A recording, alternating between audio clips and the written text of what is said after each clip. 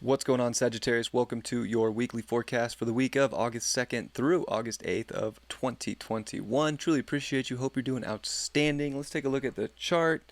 We got a new moon in Leo. That's your 9th house by Sunday. Mercury's there with it. This is pretty dope. I mean, the 9th house is definitely your energy. So it's like, what are you envisioning right now? What's opening up? Are you opening doors in your life? Are you going out and exploring new things? Are you trying new things? Are you trying new creative things?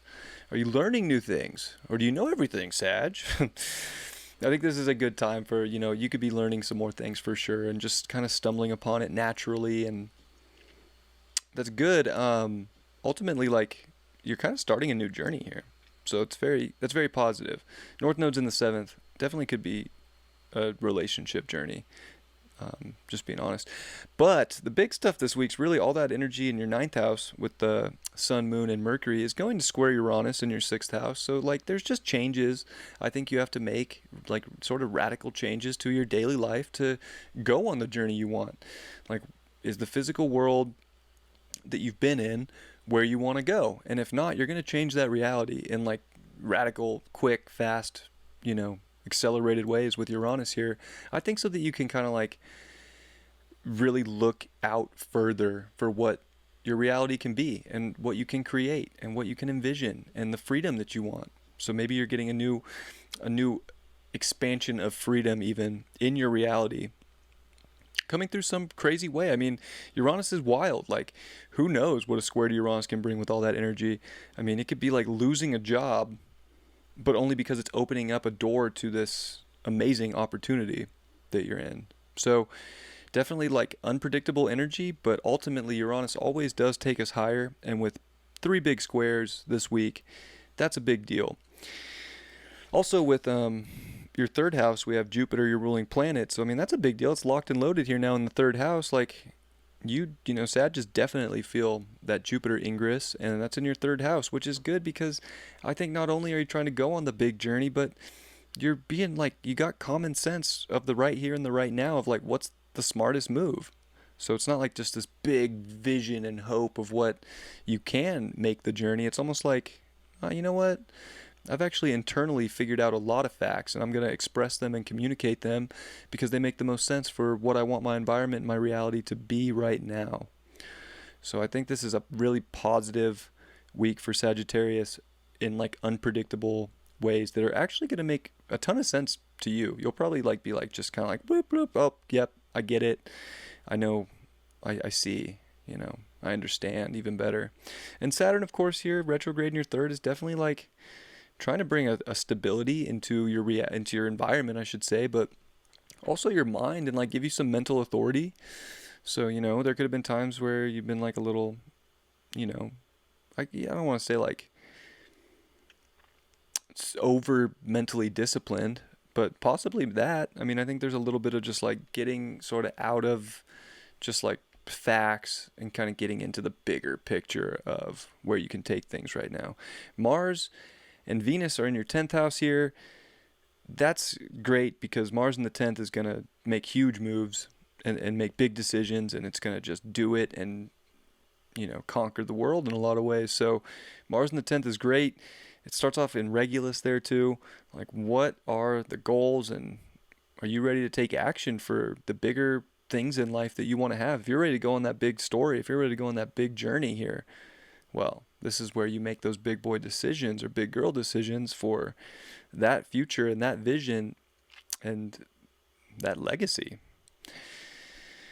Venus is there too, definitely trying to, I think be responsible and deep when it comes to your relationships at the same time, and make sure that they are kind of steady and long term, or even the values. Is this going to hold weight long term? Is this worth my love? Is this worth my capacity to go after right now? And it's going to make that trine over to Uranus in your 6th too. I just feel right now it's a good time for work, even if it doesn't seem like it. This could almost, if you're in a job that you don't like and you haven't liked for a long time, this is where Uranus would be no, no more. just being honest. And Venus is ready for like the goodness of what it can bring in. So who knows? I mean, it could definitely be a some sort of reality shift of work and like what's bringing in the money and what's bringing in, love too. If it's not work, it's money. If it's not money, it's relationships. With Venus, or even matters of the heart. So like, I think you'll see really quick this week like where things are opening up and where they've been closed off, and it's like, okay, got to make a big decision. I know the facts; they're all laid out in front of me right now. I'm going for it, and all that energy in your ninth house is going to trine over to Chiron in your fifth. Like, gosh, you're gonna unlock so much wisdom if you follow your heart right now. You're gonna unlock so much courage if you follow your heart, and don't let like the reality or the way things just look take you into a strange place. But know your worth, know your mission, know your value for where the journey can go if you're willing to take that risk. That risk is probably extremely healing. And Mercury's going to quincunx over to Neptune in your fourth. So, kind of an interesting aspect there. But I would say you have a ton of visions right now and this bigger understanding of where things can go. You still want to check in with your feelings. Don't just put the rose-colored glasses on and ditch how you feel about things. Like, if there's a sensitive subject, like, understand it and deal with it so that you can move on with the reality-based stuff. Because you have a lot coming into your 10th, and you have Venus and Mars there, and a lot's hitting Uranus in your 6th. Like, there's definitely real stuff too. So there's a big dream, there's a big vision, there's a big journey. Well, this is the week where some crazy radical change that you either consciously or unconsciously make changes that reality for probably a bigger mission that you probably do understand on a pretty deep level. 3 of coins reversed. Interesting. Well, I mean, I think for you, it's not so much about like, it's not so much about dealing with what everybody else thinks your journey should be, or what everybody else believes. Like, I think you really got to check in with what you believe. Chiron in the 5th, making good aspects to everything in your 9th house right now. You just have to believe in yourself. You just have to find that courage within to build and mold the reality into what you think your journey should be, and maybe not focus too much on what other people think you should be molding and shifting your reality into right now. Even though you have North Node in the 7th, it's a positive reflection.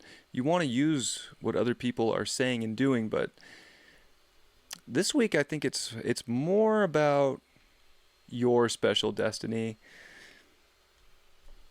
And at the same time, you don't have to be with people who don't like your special destiny just because the North Node is in your 7th house. Like, you're supposed to be finding the right relationships with North Node in the 7th too.